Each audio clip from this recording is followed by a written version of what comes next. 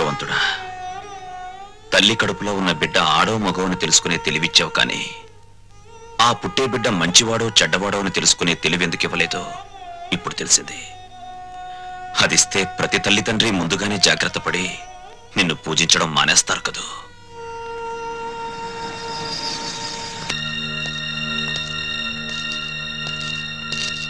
బావా, మీరా? కూర్చోండి బావా. మీరు చంద్ర గారింట్లో ఉన్నారని వెళ్తుంటే లక్కీగా మీరు ఇక్కడే కనిపించారు. మీకు గుడ్ న్యూస్ బావా. చెప్పండి. మీ అమ్మా నాన్న సుమతో కలిసి మా ఇంటికి వచ్చేసారు. మీ ఇంటికా? అవును. మీ పెద్ద తమ్ముడు కనపడిన కూపీ కదా, కొన్నాళ్ల పాటు కూతురింటికి వెళ్ళొస్తామంటే పర్మనెంట్ గానే టెంపరీగా అన్నంట. దాంతో మావయ్యకి ఒళ్ళు మండి పర్మనెంట్ గా అని చెప్పి వచ్చేసారు. వాళ్ళు తీసుకున్న నిర్ణయం మంచిదని నా అభిప్రాయం. మీరు కూడా ఒకసారి మా ఇంటికి వచ్చి వాళ్ళని చూస్తే వాళ్ళు ఎంతో ఆనందిస్తారని నా ఉద్దేశం. ఏం బావ మాట్లాడరే? మా పెద్దోడు కూబీ అని మీరే చెప్పారుగా.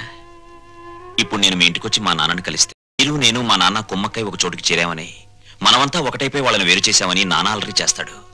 అది కరెక్టే. మా చెల్లెమ్మకు మా అమ్మ నాన్న అంటే పంచప్రాణాలు. మీరు సహృదయులు. ఇకపై వాళ్ళు క్షేమంగా ఉంటారు. అదే 10,000. తప్పకుండా.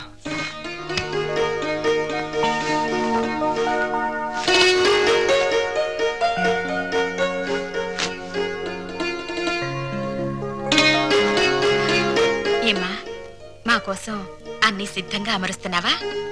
అబ్బే అదేం లేదమ్మా.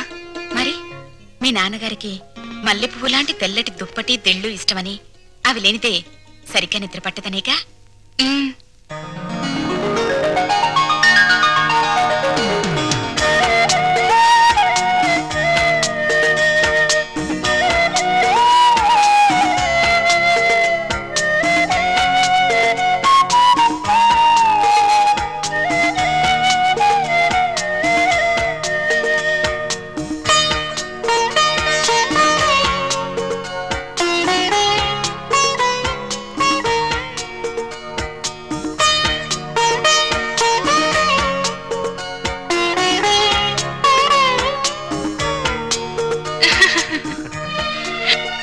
సుమతి, కళ్ళజోడు పెట్టుకోకపోతే మీ అమ్మ బొట్టు పెట్టుకోలేదు, మామయ్య చొక్కా బొత్తము పెట్టుకోలేడు.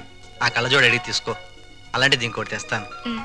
అల్లుడు, మా ఇద్దరి మధ్య ఈ కళ్ళజోడు తగాదా తప్ప మరీ తగాదా రాలేదయ్యా.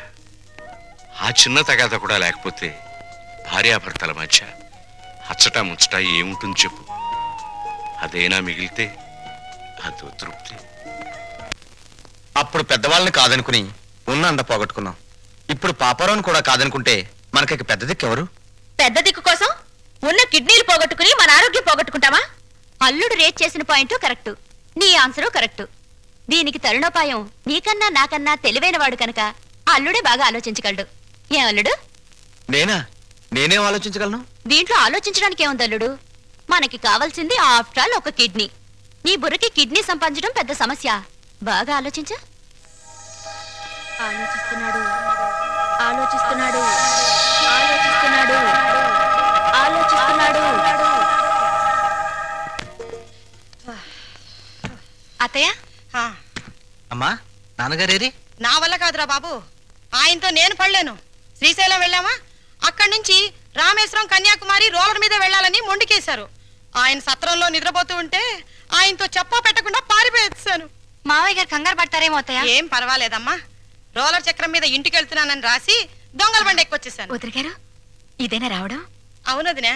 మీరెప్పుడొచ్చారు? 15 రోజులైంది. 15 రోజులైందా? అది నేనే రమ్మన్నాను అత్తయ్య. ఓహో, ఒంటరిగా ఉండలేక జతకు రమ్మనింటావు. ఫోన్లే, నేనొచ్చేసాగా. నమస్కారం అమ్మా. మీరు వచ్చారా? ఒళ్ళంతా కంపరంగా ఉంది, స్నానం చేసి వస్తానమ్మా. అమ్మా, ఎదటి వాళ్ళు ఏమనుకుంటారా లేకుండా ఏమిటా మాటలు? ఏం మాట్లాడాలో ఏం మాట్లాడకూడదో నాకన్నీ తెలుసు. ఒకరి కొంప మీద ఒకరు పడి తింటే ఎంతటి వాళ్ళైనా రోడ్డును పడాలి. చాలే, నువ్వేం మాట్లాడుకో, వాళ్ళు ఇక్కడే ఉంటారు అంతే. ఎలా ఉంటారో నేను చూస్తాను.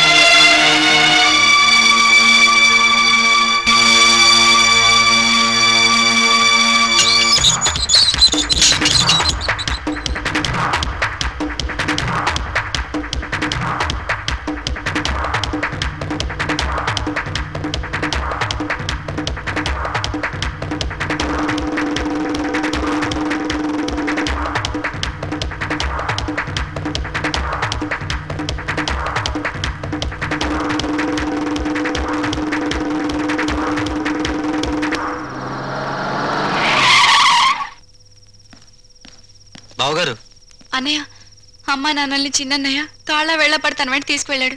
ఇదేదో అర్థం కాని విషయంలో ఉంది. ఇంకా అర్థమయ్యేదే ఉంది.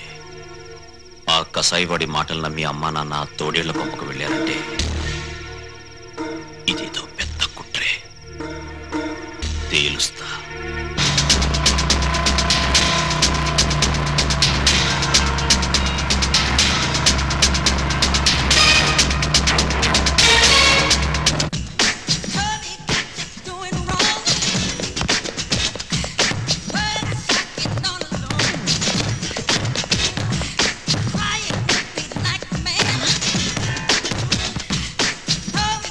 నాన్నా,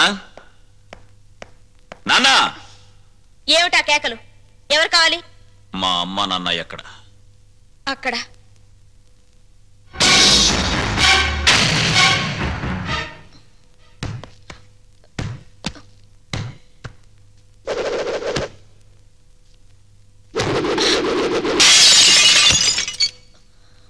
మా అమ్మ నాన్న ఎక్కడ? తెలీదు. రవి ఎక్కడ? తెలీదు. నీతో ఎలా చెప్పించాలో నాకు తెలుసు.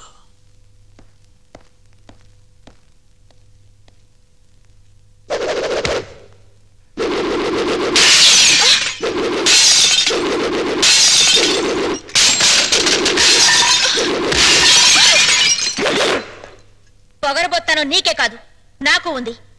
నేను ప్రాణంతో ఉండగా మీ అమ్మా నాన్న ఎక్కడున్నారో నేను చెప్పను. నువ్వింకా ఇలాగే ఏమైనా స్మాష్ చేశావో నేను నీ చెల్లెల్ని. నీ కళ్ళ ముందే నేను నగ్నంగా తయారవుతాను. ఓహో, నువ్వు ఈ దారిలో వచ్చావన్నమాట. దీనికి తగ్గ ఆయుధం నా దగ్గరుంది. చందనా, ఎస్.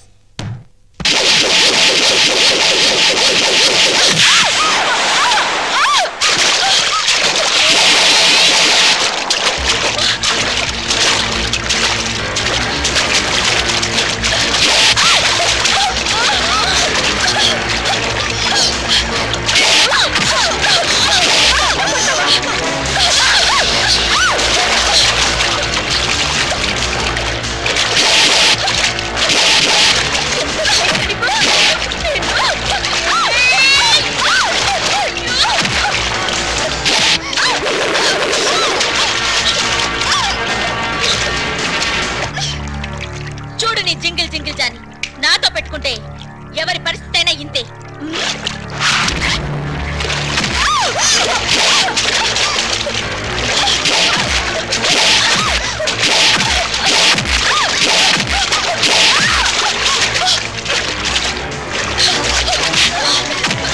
చెప్పు, చెప్పవే, చెప్పు. మా నాన్న కిడ్నీ ట్రబుల్. వాళ్ళ అమ్మ నాన్న కిడ్నీ ఇచ్చేందుకు హాస్పిటల్లో ఉంచాం. ఏ హాస్పిటల్? రంగా, అమ్మా, నువ్విక్కడున్నావా? నాన్నగారేది? లోపలున్నారు. ఏ ఒంట్లో బాలేదా? అదేం కాదురా, పాపారావుకు 2 కిడ్నీలు పోయాయట. ఎవరైనా కిడ్నీ ఇవ్వకపోతే బతకడు. అందుకే మీ నాన్నగారు కిడ్నీ ఇస్తున్నారు. ఏమ్మా, ఆ పాపారావు ఎంత దుర్మార్గుడో మీకు తెలుసు కదమ్మా. అలాంటి వాడికి కిడ్నీ ఇవ్వడం ఏంటమ్మా? నాన్నగారు బాగా ఆలోచించారా? బాగా ఆలోచించావురా. అంటే నీ ఆమోదముద్ర కూడా పడిపోయిందన్నమాట. అవునులే, భర్త అడుగుజాడల్లో నడిచే గుణవంతురాలైన గొప్ప ఇల్లాలివి కదా. ఆయన చేసే త్యాగాలకు సంతోషంగా తలూపి భర్తకు రాబోయే కీర్తికి పొంగిపోయి బయట కూర్చున్నావు. బాబు, మీ నాన్నగారిని సరిగ్గా నువ్వు అర్థం చేసుకోవడం లేదురా. నిజమేనమ్మా, నిజమే.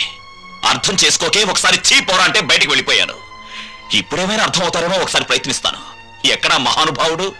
నువ్వెంతో గొప్పవాడిగా భావించి ఆయన దర్శన భాగ్యం చేసుకుని వస్తాను.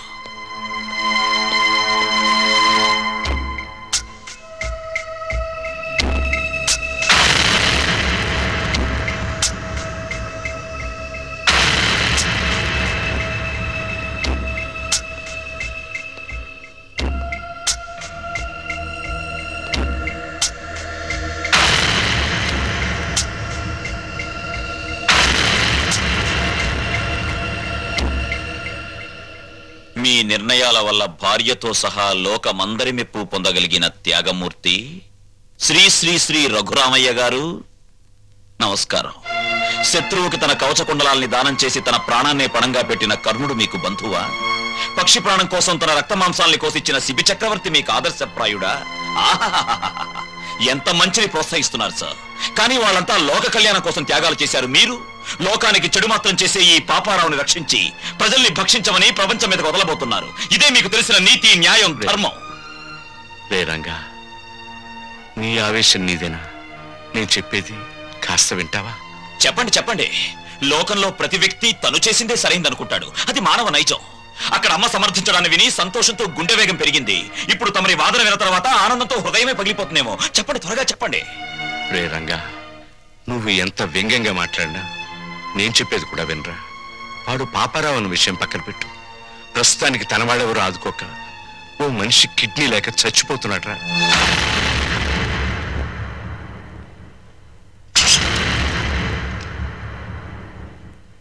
వీడు చాలా దుర్మార్గుడైన మనిషి నాన్న.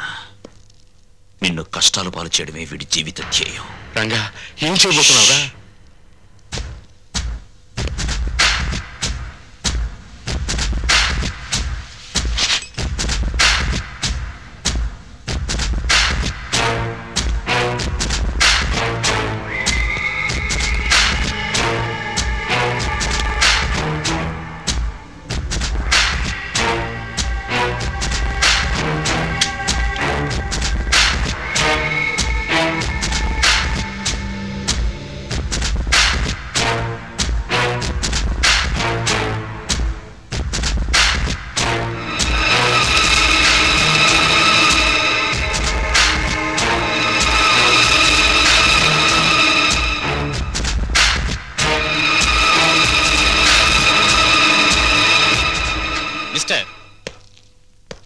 ఆయనపై మీకున్న అనుమానం నాకు అర్థమైంది. 1 minute.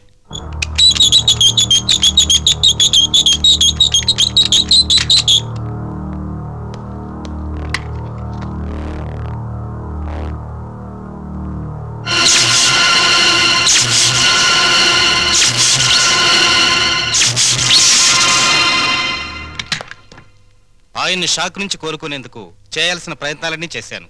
ఎనీహౌ, ఆయనకున్న కిడ్నీ ట్రబుల్ ముందు ఇదేమంతా. విషయం అర్థం చేసుకున్నాను.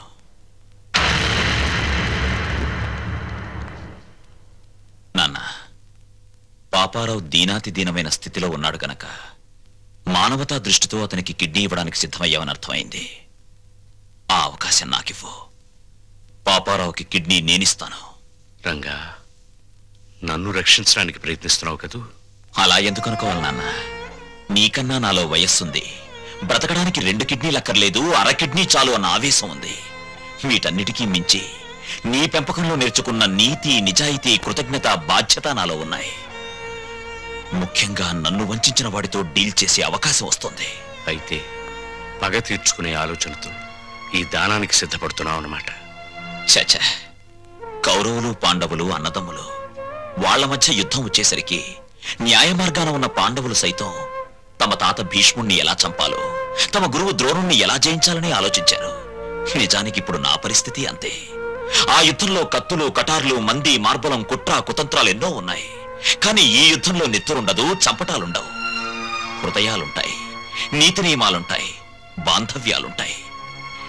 ఇవేమిటో తెలియని ఆ తండ్రికి కన్ను విప్ప, కన్ను మూత అని తేల్చాల్సి ఉంటుంది. తేల్చేస్తాను.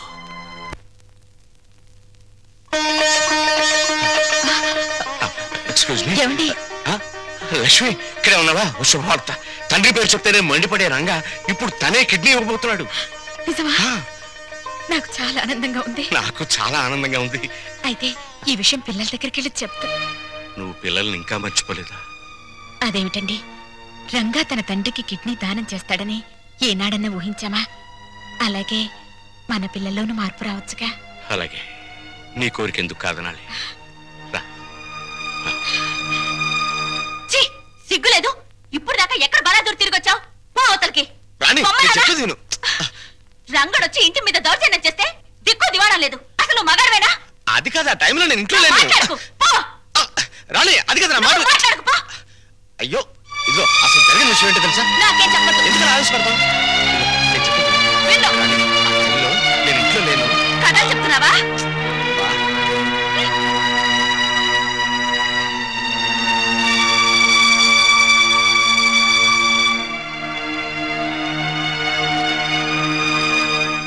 వచ్చేసారు అత్తయ్య. బాగున్నారా మావయ్య? నువ్వు బాగున్నావమ్మా? నేను బాగున్నాను. ఏమండి, ఎవరొచ్చారో చూడండి. అత్తయ్య మావయ్య వచ్చారు. గౌరవనీయులైన నాన్నగారు, ప్రియమైన అమ్మగారు, పర్మనెంట్ గానే వెళ్ళిపోతున్నామని పెద్ద పౌరుషంగా వెళ్ళిపోయారు. ఎక్కడికి వెళ్ళినా టెంపరీ స్వాగతమే లభించిందన్నమాట. ఏమన్నా అంటే ఆత్మాభిమానం. అన్ని చచ్చినా ఆత్మాభిమానం మాత్రం చావలేదు. పోండి అత్తయ్య.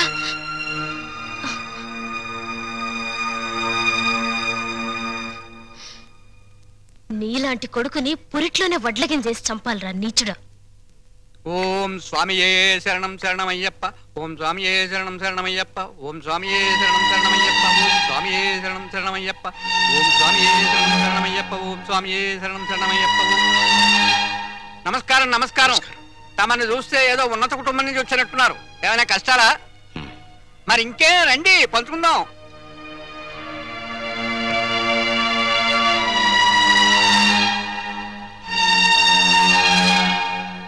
రఘురామయ్య గారు, మీరు చెప్పిన దాన్ని బట్టి మీ కొడుకులు ఒట్టి బుద్ధి లేని వాళ్ళు అని తేలిపోయింది.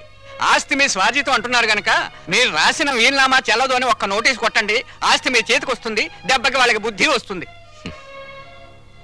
వాళ్లకు బుద్ధి చెప్పాలని నేను రాసిన వీలునామాన్ని రద్దు చేసి నేను బుద్ధి తక్కువ పని చేయను. భగవంతుడిచ్చిన రెక్కలున్నాయి. ఏదో ఒక పని చేసి బతుకుతాం.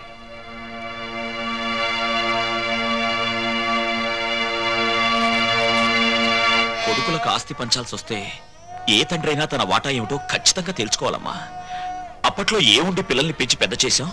ఇప్పుడు ఆ మాత్రం మాకు మేము సంపాదించుకుని బతకలేమా అన్న ధీమా శుద్ధ తప్పు.